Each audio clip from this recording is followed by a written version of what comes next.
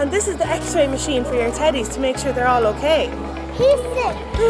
Is he sick, is he? And what's his He name? broke his eye. Today we're here at Teddy Bear Hospital. It is our favorite event of the year, where we have primary schools from all over Galway come and bring their teddy bears, and we help make them feel better. Do the one I could not Bush on Larvae. She has 2 broken legs. She bounced off the trampoline and fell off it. My teddy got antibiotics. Yes, he was vomiting. Shot an tapin were in a bollag agus on leg.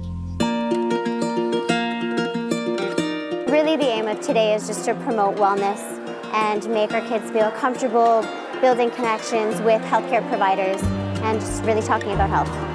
I'm glad to be here today and the teddies are better.